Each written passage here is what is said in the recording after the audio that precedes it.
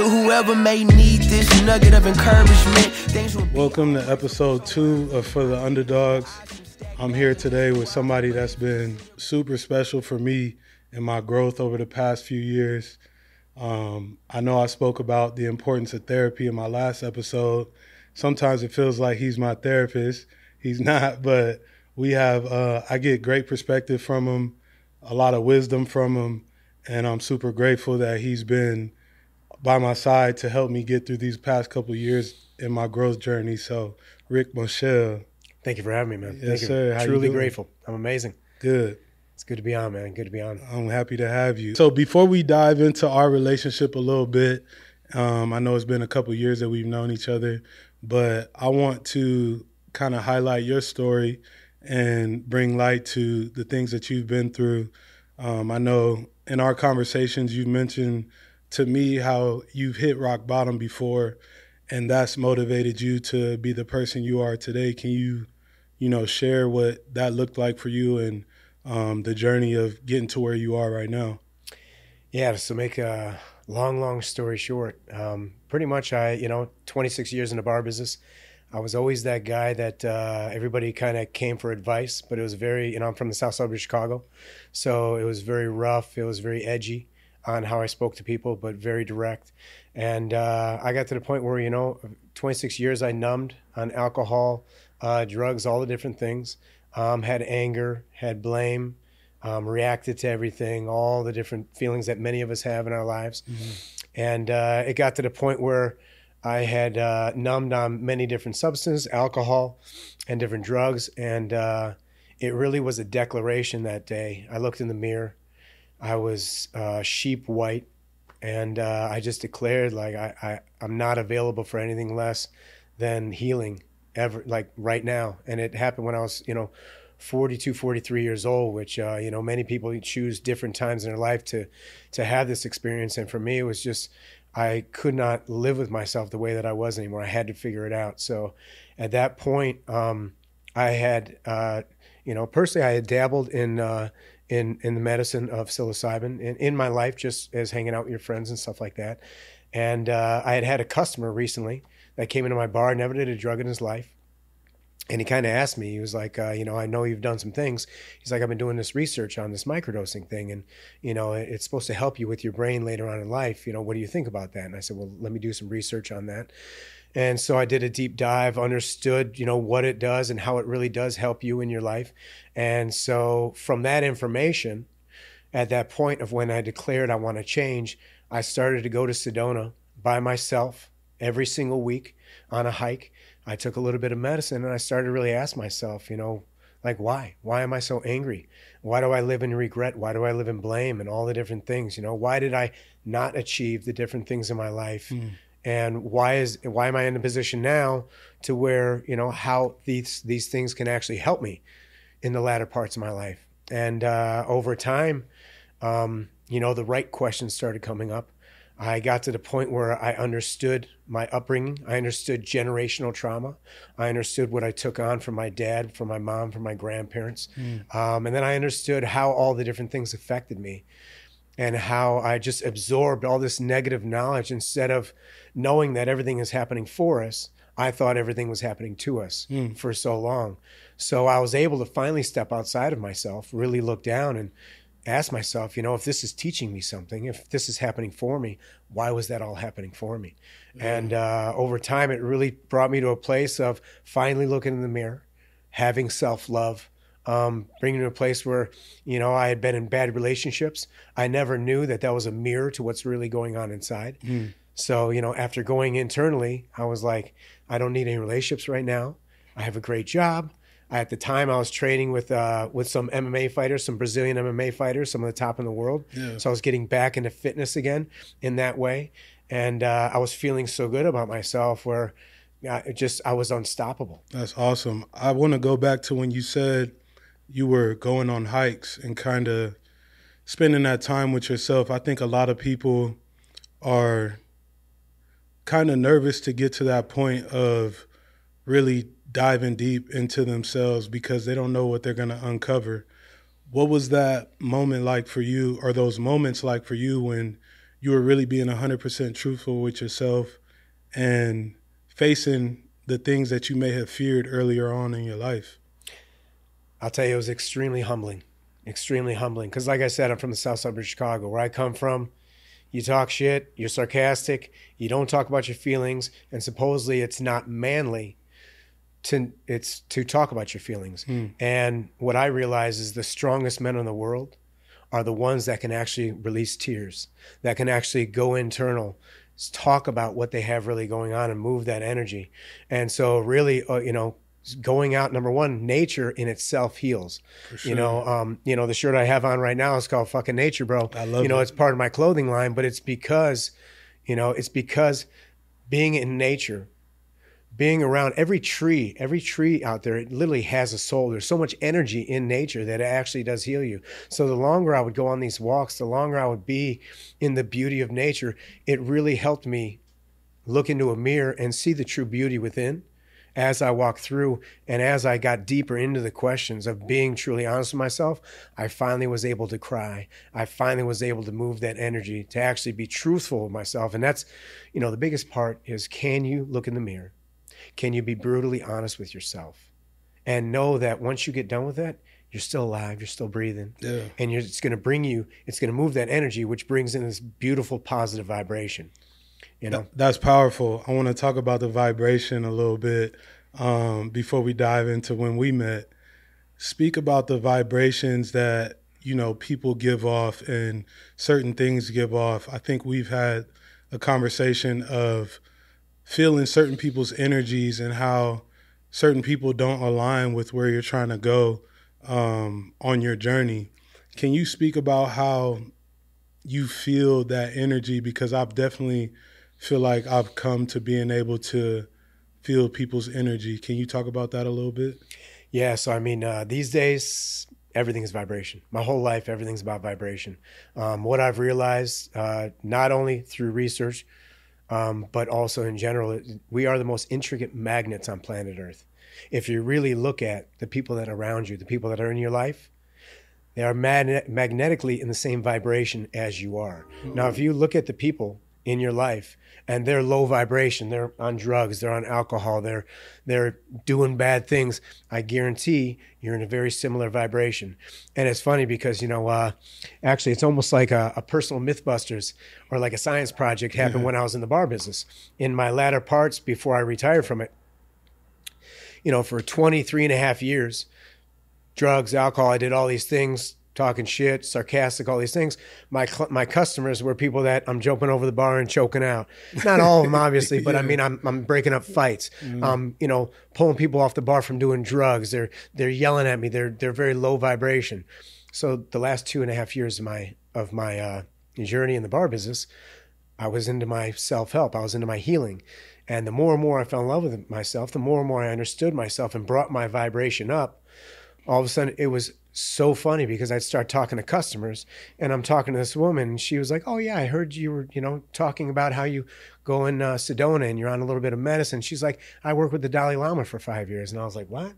Or I'd say, if I started, when I started to learn about crystals and stuff like that, I'd be talking about crystals with a client and all of a sudden I have a couple that's sitting in front of me and the boyfriend is like, I'm like, hey, you guys look like you got good vibes. He's like, pulls out a bag of crystals. I'm like, what? Yeah. I'm like, what the hell's going on right now? Yeah. And it really showed when I really stepped back, once again, stepping outside of my body, looking down from the outside in, wow, like that's the vibrational match. That's what vibration is.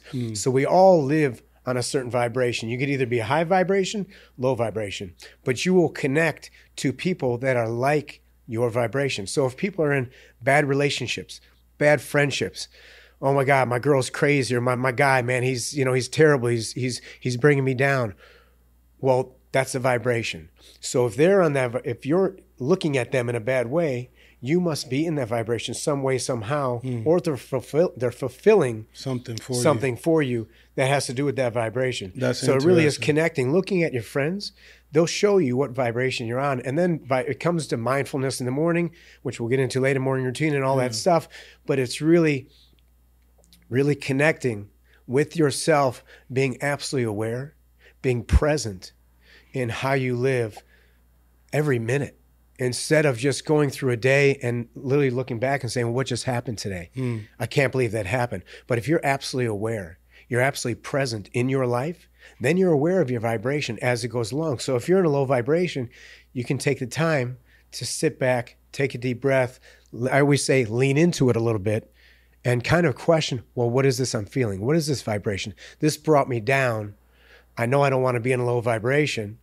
So this thought obviously does not serve me. Yeah, I think that's awesome. I think I would like to know your opinion on, there may be people that watch this and they have an eye-opening moment at the time that you're speaking about vibrations of people, low vibration versus high vibration. What advice would you give somebody that is having a hard time moving away from people that have low vibration? Like this person, they've been close to these people for however many years and they feel some sort of attachment to them, but they know that this person's not good for them. What advice would you give them? Because I think a lot of people are kind of in that situation of like, well, this is my boy, this is my friend, like whatever the case may be. What advice would you give? I'd say first, internal honesty. How do you want to show up in your life and what do you want around you to move forward in your life?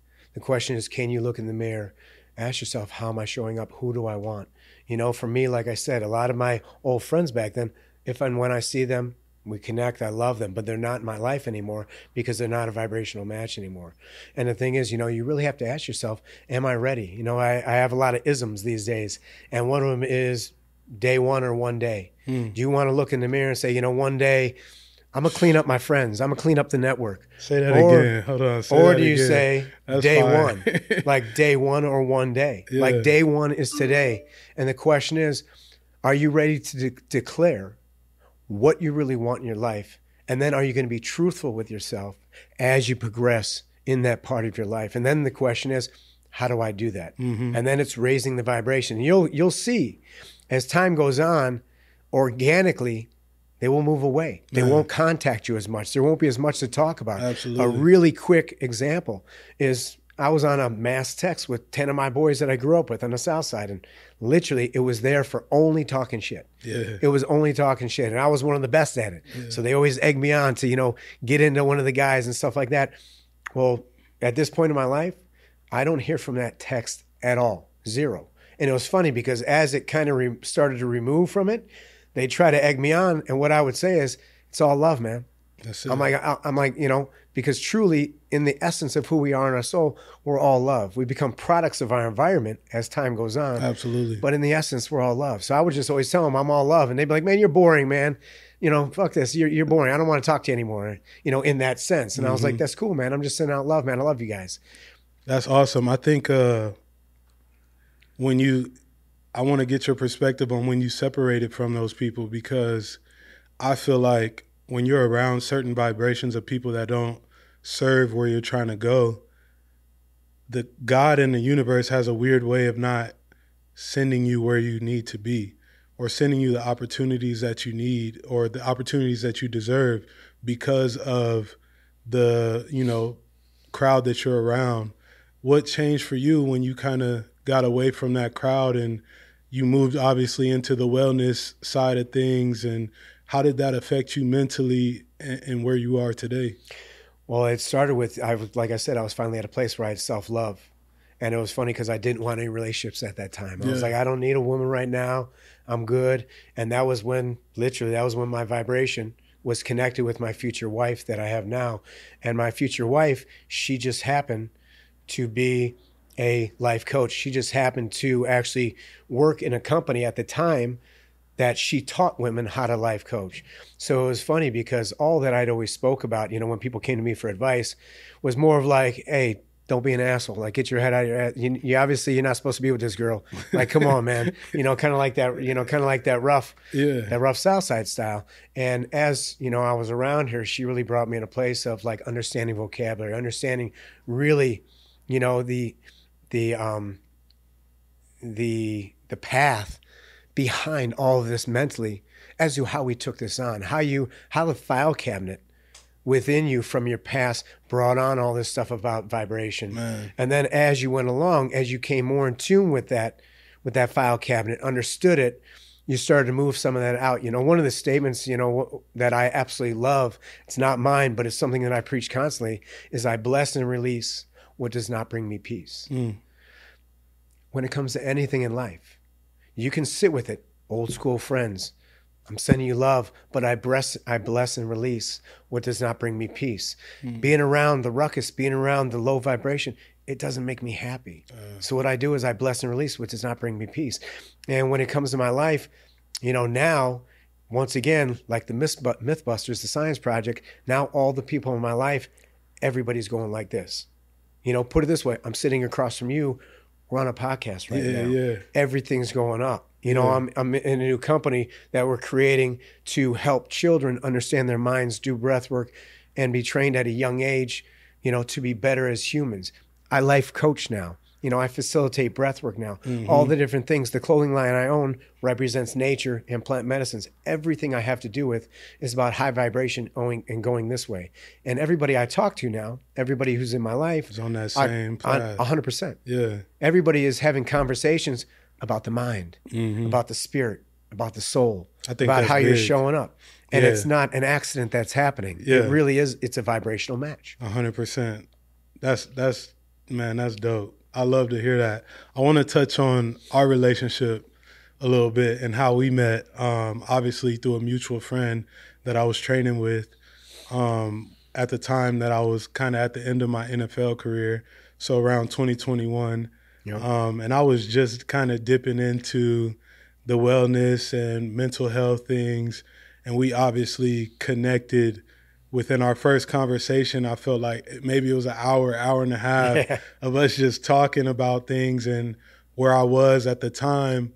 I want to get your perspective on it, though. Like, what did you see from your point of view with where I was at that time in my life?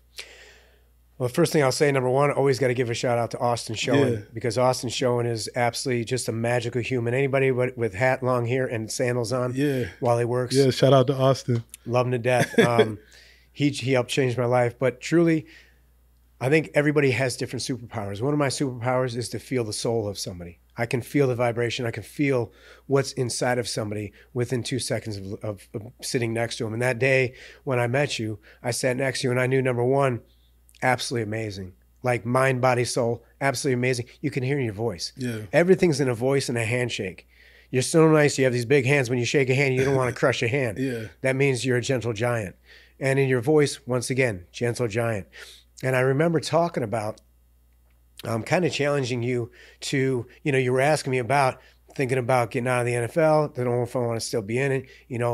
I got a couple of different opportunities, and pretty much just how I coach was I really put it back on you. I never tell anybody what to do. What I do is I ask questions. And I remember kind of asking you like, well, you have information right now. Everything in our life is information. The question is, what do you do with that information? And at that time, you had a lot of information on the plate. Yeah. But also, am I defined by sport? Am I defined by my job? Am I more than what is on the table right now? And I feel like even in that first conversation, you knew right away that you are more than just sport. Yeah. There is more for you. You're intelligent. You have a vibration. You have a great support system. You have all the different things that you can create things after that job. And that's what people don't understand is sometimes when it comes to top athletes, your career is 5 years, 10 years, 15, 20 years, whatever it is. But in the grand scheme of our life, that's a blink. Yeah. That's a blink of our life. Now you got another 60 years to go. Absolutely. You got another 50 years to go. Question is, were you defined by that? You were not defined by that. So I remember us kind of rapping about that. And then me kind of challenge you also as to when you're thinking about these different things, what have you taken on from your family? I feel like we went into that generational trauma a little bit as to, all right, mom and dad. I always kind of test people. Were you the firstborn, secondborn, thirdborn? Firstborn, usually more like the dad. Secondborn, usually more like the mom. So I think we started to go into generationally what you might have taken on to why you feel the way that you, or why you feel the way you do, why you react the way that you do, and why you kind of were swaying into either way. Yeah. And I feel like you were actually already very, very realistic right off the bat. I was, yeah. With the direction that you thought you wanted to go. For sure. But you definitely want to feel it out for the rest of that season. Yeah. And I remember contacting you even when you were on the road and stuff like that. We'd have a conversation every now and then just to rap for about 30, 40 minutes. And it's funny because every time, even if we happen to say hi to each other, that ends up being about an hour and a half. Oh, man, every Seriously. time, yeah. I think the pull that last year had on me was me in the back of my mind thinking, is this as good as I'm going to be able to get as far as the height of my career, who I am as a person, and the impact that I was going to have on people? And I think when I spoke to you, right off the bat, I was like, this is not as good as it's going to get. Like, I know I have more in me. It was just about channeling that the right way. And that conversation kind of sparked me when you told me about your routine and things like that. It sparked me to kind of dive into the breath work side of things, meditation, journaling. I journal now, like, consistently. Love So I want to talk about the breath work thing because that's been something that's been huge in my routine. Every morning I'm starting out with breath work. I'm on the Wim Hof method right now. I know we talked about that a little bit, but it has been helpful for me. And I love it because after I'm done doing it, I feel like I'm operating on a different frequency. That could just be me, feeling the effects of the breath. But I want to talk about the advantages of doing breath work and how that's helped you in your life, because I know it's helped me a tremendous amount. Yeah, I mean, it's absolutely changed my life. I preach it like in a weird way to people. I mean, over the top. It's there's a saying that they say is the way that you breathe is the way that you do life. So if you're one of those people that doesn't tune into your breath, you don't even know how you're breathing throughout the day, I guarantee you're not aware and you're not present in your day-to-day life. And it's funny, this is the one time when I wanted my phone next to me, because I really actually wanted to read off exactly what it does do, because the list is, and it's even longer than this, but very quickly, it increases lung capacity, it increases vagal tone, so you have less anxiety, less stress, you're more calm more often. It increases heart rate variability, the better measure of nervous system health, widens the window of tolerance, the capacity to experience stress, navigate stress. It boosts immune function and promotes healthy digestion, increases focus, increases overall well-being, releases tension, emotions, helps integrate grief and loss, helps process release trauma, to connect to your body, tap into intuition, quiets the mind, promotes quality sleep, creativity, symptoms of asthma. And I mean, it can literally go on for days and days. Yeah. And so, there was an old school saying, like I said, number one, your words are your wand. So, every time now, every word that I speak, I make sure I understand what I'm saying before I say it, which I know you've been around me. Man. And anytime. Yeah, quick story on that. Yeah, go ahead. I remember a couple of weeks ago, you had pulled up and we were talking a little bit. You're like, man, you look good. You look like you've been working out. I'm like, yeah, I'm trying. And you're like, no. Like, you are doing it. Like, and that's been something that I've definitely incorporated in my mind of, like, not saying I'm trying to do something, like I am going to do something. If I have my mind set on it, I'm going to do it. Yeah. And I think that's powerful because, like you said, your words are your wand. The things that we speak definitely hold weight just in how we move in general. Sorry to interrupt, but no, I love that. I love that because truly, if you're trying, that's all you're doing. You're trying. Mm-hmm. If I want to, that's all you're going to do is want to. If, I hope this happens. Well, that's all that's going to happen is I hope. Mm-hmm. It's I am, I will, I'm doing. And it's, pulling that question out of your mind. And, I had used to say back in the day, I'd be like, I don't believe shit till shit happens. That was my saying. Rick always says, I don't believe shit till shit happens. Yeah. And that was one of those things where I don't believe it unless it happens. Well, I'm actually not allowing it to happen because I'm saying that. But when it came to breath work, that was one of those things, truth be told, the first time I had seen it face to face was a couple years ago. My wife actually studied it and taught it also. And so we had some people at the house to breathe that day. And we had 6 people, and they're on they're on their mats, and they're crying, they have emotions, their arms are flailing, they're doing all this stuff. And I'm looking at my wife after, I'm like, what the fuck just happened? Yeah. I'm like, that was crazy. Yeah. And she's like, babe, you're going to be teaching this. You got to start doing it. You got to know what it is. So I was like, okay, tomorrow morning, let's start the day with it. That morning, I lay down, and that's the thing. There's all different types of breath work. The Wim Hof, which is quick, shh, shh, shh, and you're really challenging your diaphragm, your lungs. And then there's slower. We teach a couple of different ones. But what I realized was when you do 30 to 35 to 40 minutes of breath work, extended breath work, and you could even get this feeling in quick 10 to 15, 20 minutes, but 35 to 40 minutes. For sure. You have tingling in your extremities. Yeah. You have a carbon dioxide that goes up and down that, is released inside of your body. The more that you can diaphragm breathe, your diaphragm is actually twice the size of your lungs. So many people, they go through sport, they go through life, and everything is... Don't breathe the right way. Yeah. They're not breathing correctly. Yeah. If you can breathe through your diaphragm's twice the size. So if you can truly expand your diaphragm over time. And so that first morning I did it, and I sat up. I thought I was levitating. Yeah. I felt my feet, my hands, my lips. I felt like I got injections in my lips. I felt like the people the day before. I was crying. Yeah. I didn't know what was going on, but that's the thing. Energy moves with sound, breath, and movement. So that was the thing. Breath. So the more you breathe, the more you move in energy. The energy flowing. So, I literally got addicted to it, engulfed in it to the point where I would, it was kind of funny because, sometimes I would go to the gym where I trained at Fight Ready, and you'd have these top tier fighters that are like, hey, what's happening, Rick? How you doing, man? I'm like, hey, how are you? They're like, whoa, chill like, out. bro, like take it down a notch. I'm like, sorry, man, I just did breath work. Yeah. I'm like through the roof right now, man. Oh, man. It's one of those things where now, I began to facilitate breath work with a lot of wrestlers, a lot of fighters, actually a lot of different sports, some NFL, some NHL. I want to talk about that.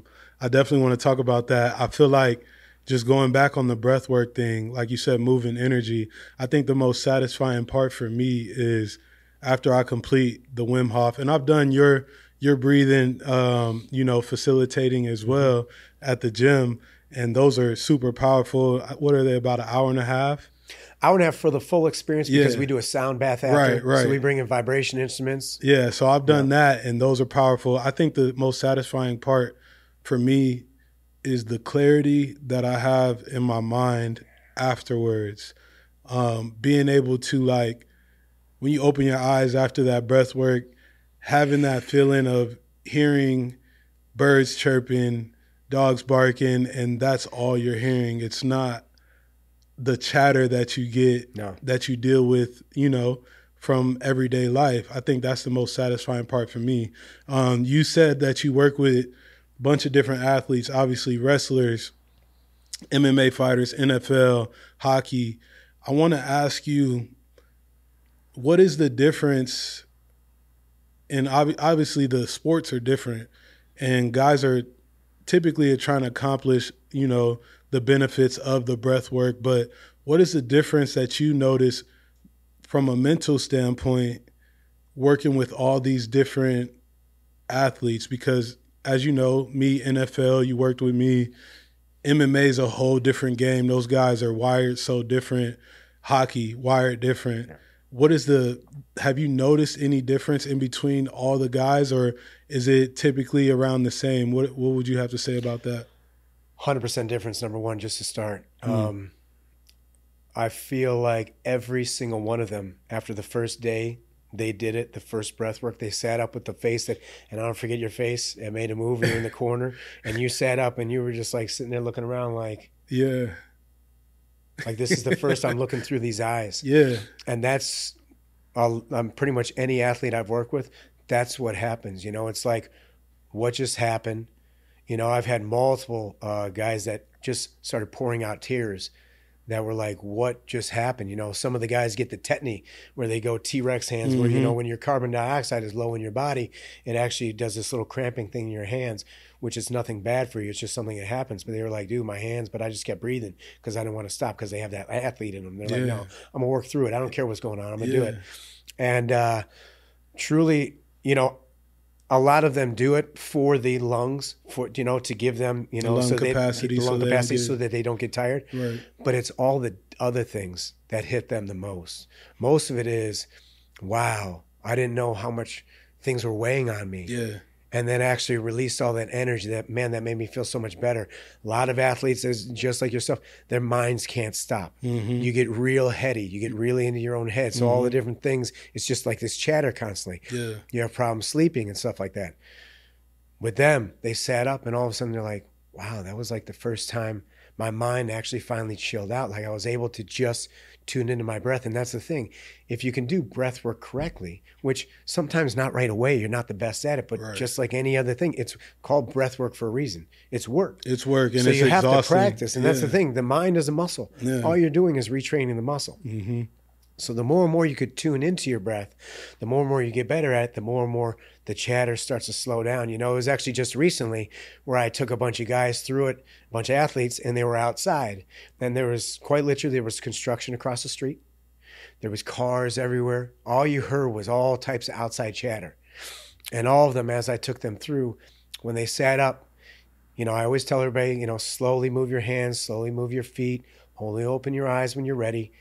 Kind of sit up only when you're ready. So they all started to sit up and they were kind of looking around and they were like, I let everybody share. I give almost like a little integration. I think integration is so important when it comes to anything that you do.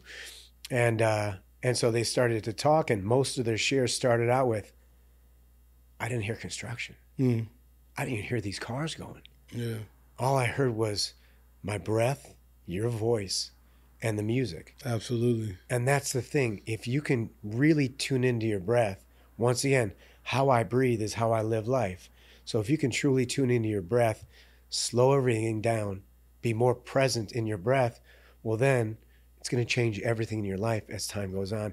And now I'm the biggest advocate for breathing. Man, me too. And it's my favorite thing to do. I literally, I get paid to do it, take people through it, and I do it for free where I just, I'll show up at the gym and just take a bunch of athletes through it just because I love it. It's, for me, I'm a Jewish guy, it's a mitzvah.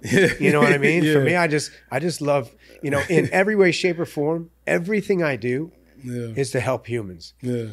All the different things that I work with now have helped me get to a point where I'm in a vibration that what I like to say is just unstoppable. My mind is impenetrable and unstoppable. Yeah. It doesn't matter what's coming in.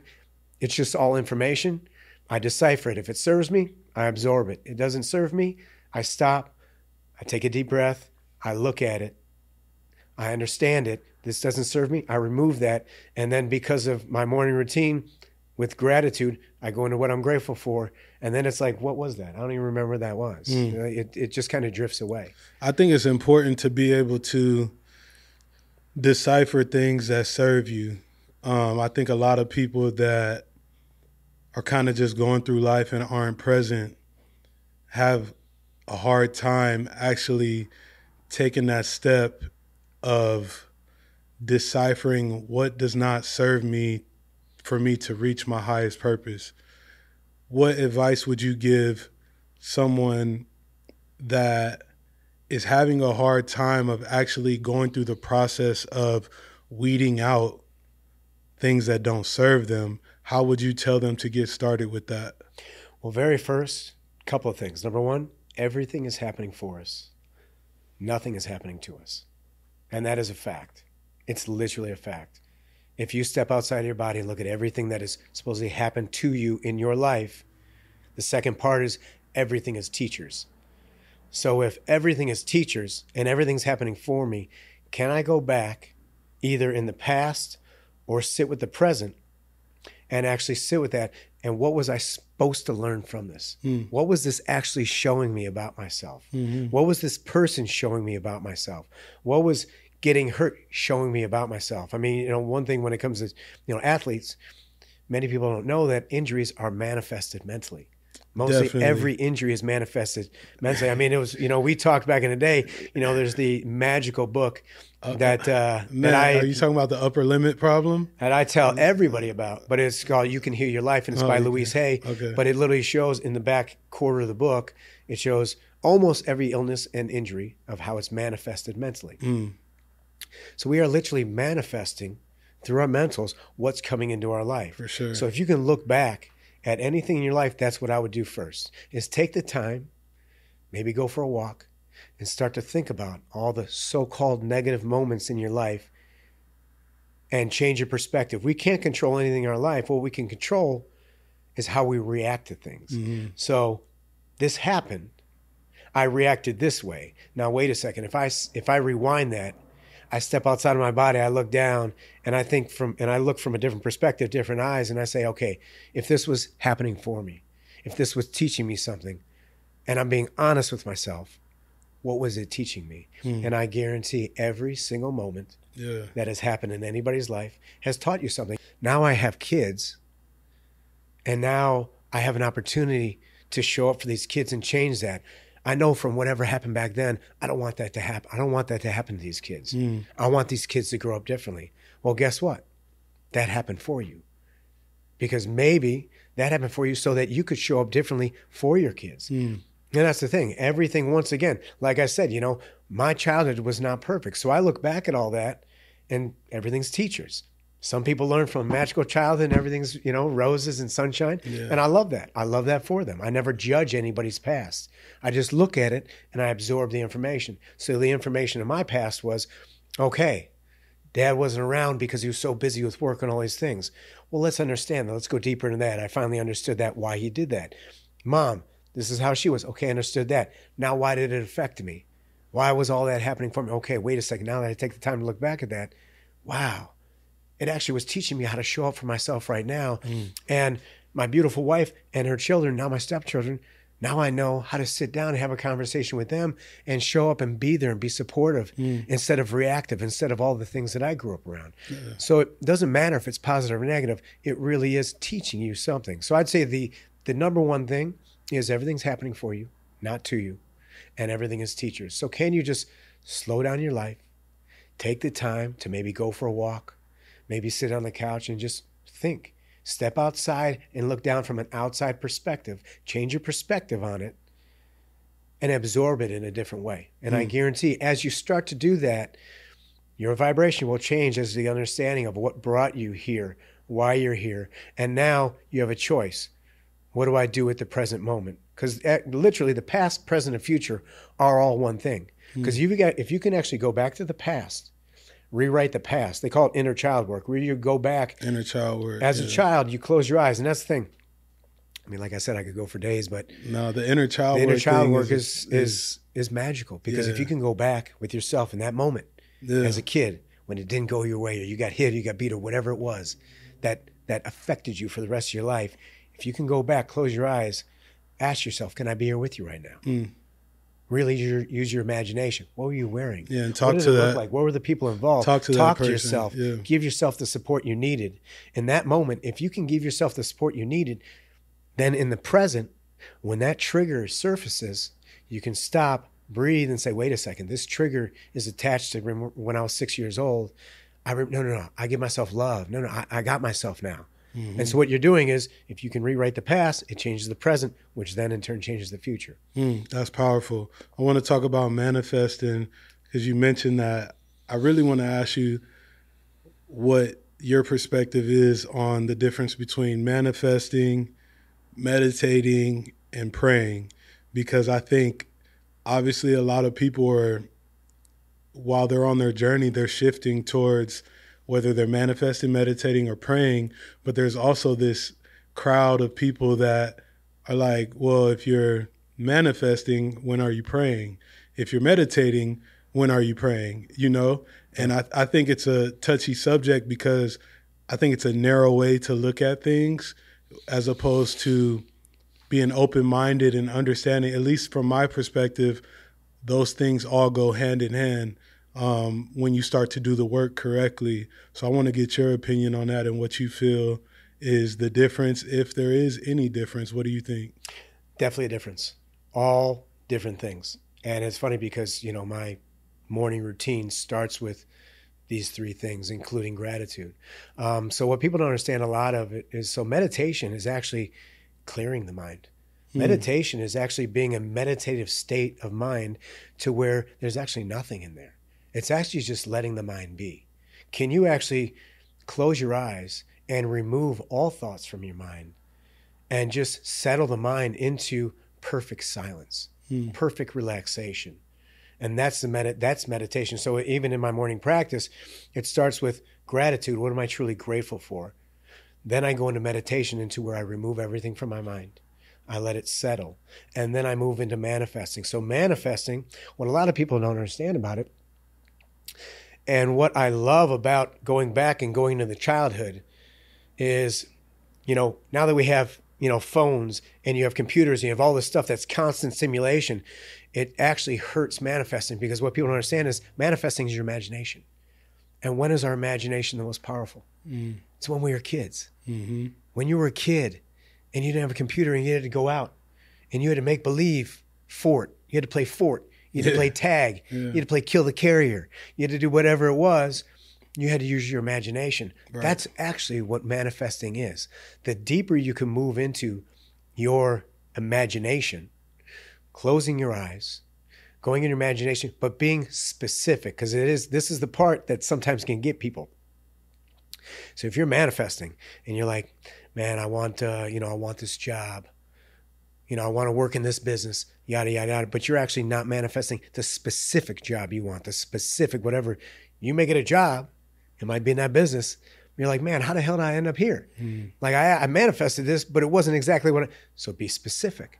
So really sitting in, what people don't understand is, so the biomagnetic field of your heart is 5,000 times stronger than your mind.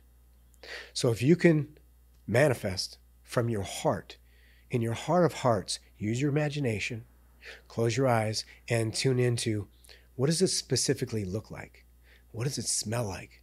What does it feel like? Yeah. What does it feel like to already be there? Yeah, what does it feel like to be in the motion of already doing it? And what happens is, over time, it actually condenses time and it brings you there quicker. Yeah, I was going to say, I think a lot of people, may have a piece of the process wrong when they don't take action towards what they're manifesting.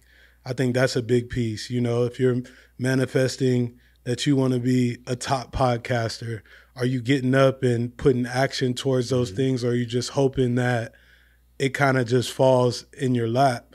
I think that's the wrong way to look at things. You got to kind of meet halfway, and those things are going to come to you as you continue to manifest and continue to take proper action. You can't say you want something, but then veer off and go do something that's not, getting you to that goal that you have.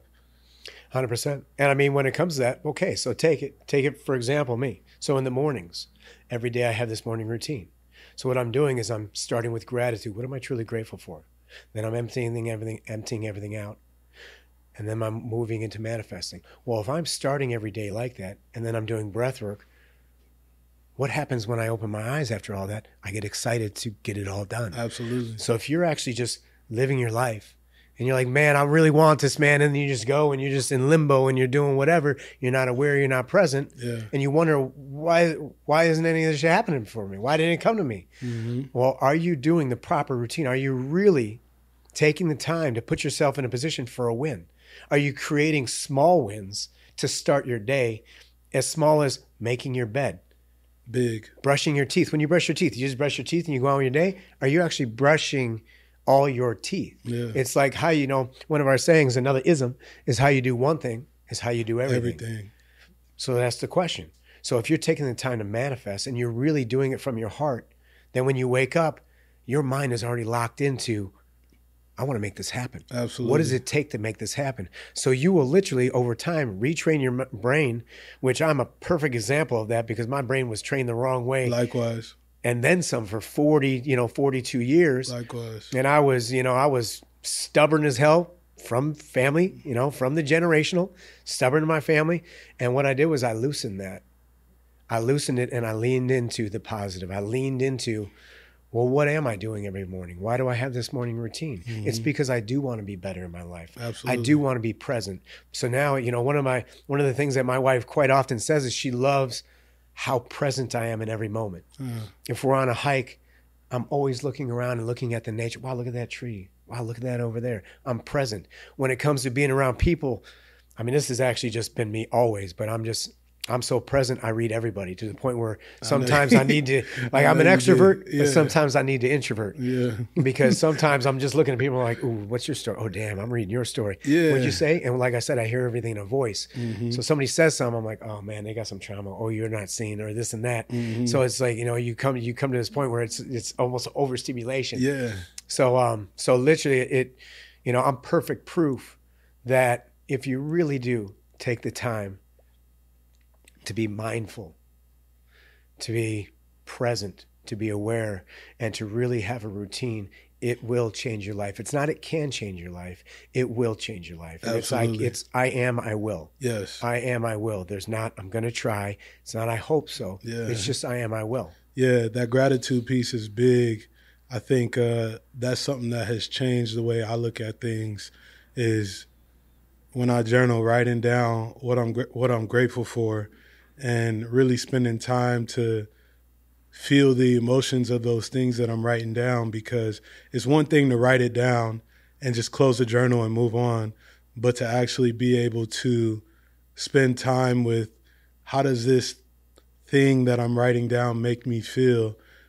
That is how you connect with the gratitude, in my opinion. I want to ask you, before we end, what would you say to someone who is on the fence of starting the journey to their highest self or starting the mental health journey, who they may be scared to, like we talked about earlier, uncover certain things that have affected them, but they know they want to be better for themselves or their family, wife, kids, husband, whatever the case may be?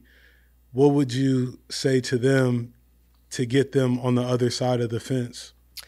I would actually start with my favorite, the 2-minute test. Can you set your watch to 2 minutes? Press start.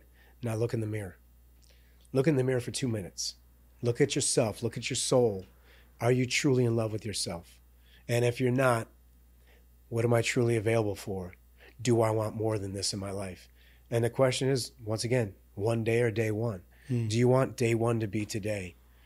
Go out, talk to somebody, find somebody, make sure they're on your vibration, because not just, there's so many different, there's life coaches, there's psychiatrists, there's all these different people. The question is, make sure they're of your vibration, make sure that they're the type of help that you need. And then truly just be honest with yourself. And if you're honest with yourself and you really are at that point of you're crying for help, are you ready to declare what you truly want in your life? And if you're ready to declare what you truly want in your life, you may end up sitting on this couch, sitting across from Jamil, having a great conversation later on after that path. Absolutely. And that's the thing. You never know a couple things. You never know what that journey is going to look like. I take the time quite often to step outside of my body, look down, and see how this path happened. And then the ripple effect as to when you do that work. Because, back in the day, when I served drinks and I made people laugh, I thought I was giving them the time of their life, but I was feeding them low vibration and trying to pick up that vibration. Now, because I did my work, the different people I've coached, the different people I've worked with, I can look now at the ripple effect that I've had because I did my work onto this person that talked to their friend, about what happened. And that's the thing. The ripple effect of me sitting and working with Austin Schoen on my body and talking to him about what I do gave me an introduction to you. The ripple effect of the work that I did in my life put you in a position to do the work on your life. And since then, I guarantee you've helped many friends through what they're going through. Absolutely. And now you're actually doing a podcast that has to do with wellness, that happens to do with mindfulness, that happens to do with all these things. So it's like you never know who you're going to ripple onto. So when it comes to looking in the mirror and asking yourself if you're ready, ask yourself, like, truly, who am I going to ripple onto? When I really go to a place to where I love myself, I understand my story, I give forgiveness, I release, I bless and release what does not give me peace. When I release that past, what's going to happen now? How many people are going to feel that vibration, know the old me, and say, man, like, what happened, man? Talk to me about it. Like, what happened? And then all of a sudden that begins that beautiful ripple effect. And that's what it's all about. In the grand scheme of it, one of my wife's favorite statements is the healing of one, which is us, is the healing of all, and the healing of all is our collective duty. And that's the thing. The more you heal yourself, you will ripple onto the people around you, which ripples on, which ripples on, which ripples on. And that's the beauty of all of it. Man, that's truly the beauty. That's super dope. I'm super thankful for you being here, man. Like I said, you've been influential for me in my journey the past few years. Obviously, I know, we got a lot longer friendship to build upon. And like I said, I'm super thankful for you being here on the podcast. True underdog, in my opinion, because of where you are now. And yeah, man, thank you. Thank you for being here. I appreciate you so much, man. Thank you for having me. And obviously, if anybody hears this and they feel my vibration is what they need, I have a website called moshelcoaching.com. Please, yes. Moschel, coaching.com. And it has everything that I offer. And any way that I can help, my clothing line is Plant Revolution Apparel.com and the Instagram tag. And I mean, truly, I'm on this planet. I know for a fact my life's work is just to help heal as many humans as possible and live in a vibration that ripples onto as many people as possible. And I make sure that every single minute of every single day is the best minute of that day, is the best minute of my life. And I don't settle for anything less. And that's the biggest part. Don't settle for anything less than living your best life. Why? I love that. Thank you, man. Appreciate you guys for being here. I hope you guys enjoy this episode For the Underdogs.